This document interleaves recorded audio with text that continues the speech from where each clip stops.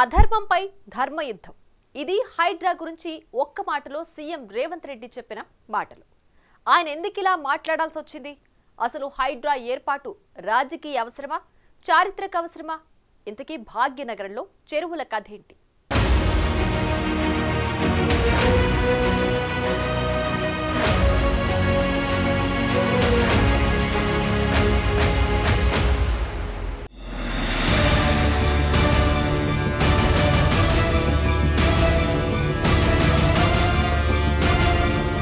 చెరువులలో నిర్మాణమైన విలాసవంతమైన ఫామ్ హౌజులు ప్రభుత్వాన్ని ప్రభావితం చేయగలిగిన స్థానాలలో ఉన్న చాలామంది వ్యక్తులు ఉన్నారు.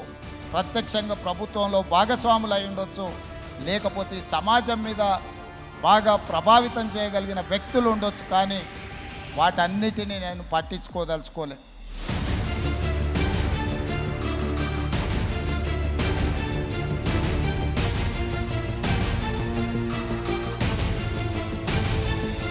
నేచర్ను ఎప్పుడైనా గ్రాంటెడ్గా తీసుకుంటే జరిగేది ఊహించని విపత్తే. దానికి ఓ చెన్నై, ఉత్తరాఖండ్, వయనాడ్ను చూపిస్తున్నారు సీఎం రేవంత్. నిజానికి ఇది నిజమే. హైదరాబాద్లో చినుకు పడితే చిత్తడవుతుంది. పాపం ఆ నీరుకు తెలియదు కదా, వర్షం పడగానే జలజల పారుతూ తన డెస్టినేషన్కు చేరుకుంటుంది. కానీ ఒకప్పుడు చెరువు ఉండాల్సిన ప్రాంతంలో ఇప్పుడు కాంక్రీట్ జంగిల్ ఉంటుంది. దీంతో ఆ ప్రాంతం మునుగుతుంది. ఏళ్లుగా ఈ సమస్య సాల్వ్ కాకుండా కొనసాగడానికి కారణం ఈ ఆక్రమణలపై ఇప్పటి వరకు మాటలే తప్ప చేతలు లేకపోవడం. అందుకే ఇప్పటికైనా టైం మారాలి అంటున్నారు సీఎం. అందుకనుగుణంగా అడుగులు వేస్తున్నారు. మరి నిజంగా ఇదంతా సులువైన పనినా? ఇది భవిష్యత్ తరాలకు, ఇది రాజకీయాలకు సంబంధం లేదు. నేను స్పష్టంగా చెప్పదలుచుకున్నా. రాజకీయాల కోసమో లేకపోతే రాజకీయ నాయకులను కొంతమందిని దృష్టిలో పెట్టుకొని చేపడుతున్న కార్యక్రమం కాదు ఇది. భవిష్యత్ తరాలకు, మన పిల్లలకు, వాళ్ళ పిల్లలకు వారసత్వంగా మనం అందించే సంపద ఈ సరస్సులు, ఈ నదులు, లేకపోతే ఈ రోజున్న ఈ చెరువులు. ఈ ప్రకృతి సంపదను మనం విధ్వంసం చేస్తే ప్రకృతి మన మీద కక్ష కడుతుంది. ప్రకృతి మన మీద ప్రకోపిస్తే మనం చెన్నైలో చూసినాం, అదేవిధంగా ఉత్తరాఖండ్లో చూసినాం, నిన్నగాక మొన్న వాయనాడు మనం కేరళలో చూసినాం. ఈరోజు ఇలాంటివన్నిటిని దృష్టిలో పెట్టుకున్నప్పుడు ఈ హైదరాబాదు నగరాన్ని రక్షించుకోవాల్సిన బాధ్యత మన అందరి మీద ఉన్నది. ఇది ఒక సుందరమైన నగరం.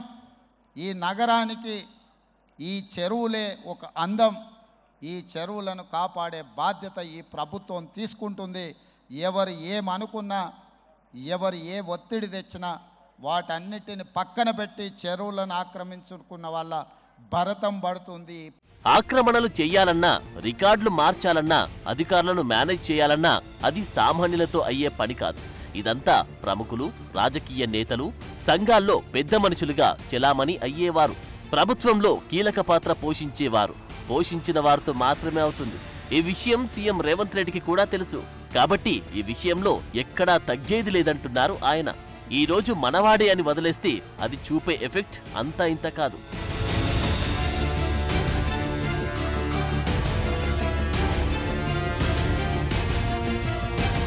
హైడ్రా చైర్మన్ గా ఉన్న సీఎం రేవంత్ రెడ్డి, కమిషనర్ ఏవి రంగనాథ్ ఎక్కడా తగ్గేలా కనిపించడం లేదు. సో ఆక్రమణలు నేలమట్టం కావడం ఖాయం.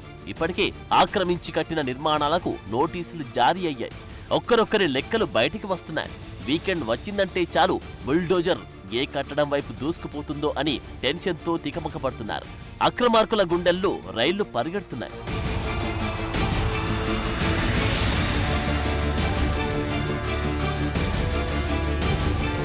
అయితే హైడ్రాను మరింత బలోపేతం చేసేందుకు ప్రభుత్వం చర్యలు తీసుకుంటుంది.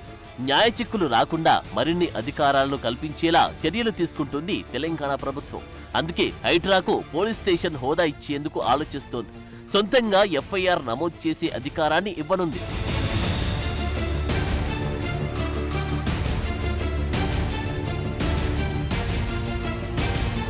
నిజానికి హైడ్రా చేయాల్సిన పని ఇంకా చాలా ఉంది.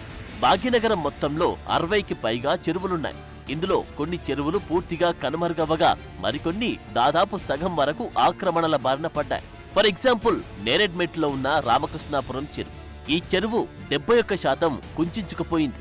764 చదరపు మీటర్లలో ఉన్న ఈ చెరువు ఇప్పుడు 22 చదరపు మీటర్లలో మాత్రమే ఉంది.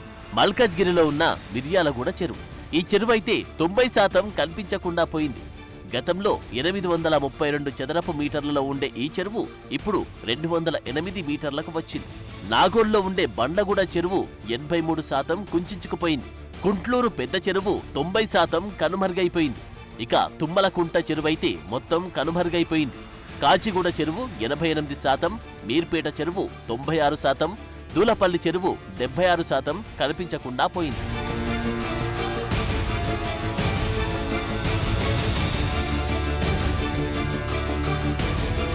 ఇవి మచ్చుకు కొన్నే. ఇలాంటి లిస్ట్ మొత్తం చూస్తే మీ బుర్ర తిరిగిపోవడం ఖాయం. అందుకే హైడ్రా దూకుడుగా ఉండాల్సింది అనేది. ఇప్పుడు కూడా నాన్చుడు ధోరణిలో ఉంటే భవిష్యత్తులో భాగ్యనగరంలో చెరువు అనేదే కనిపించదు. ఇది మాత్రం నిజం.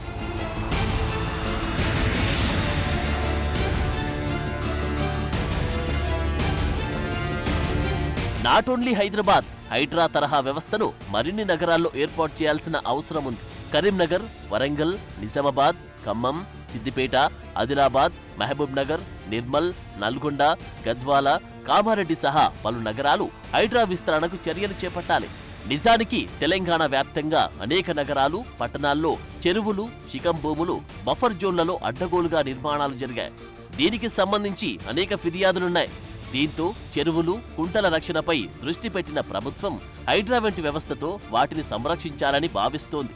ఇదే నిజమై ఆ కల సాకారమైతే చెరువులకు మంచి రోజులు వచ్చినట్టే.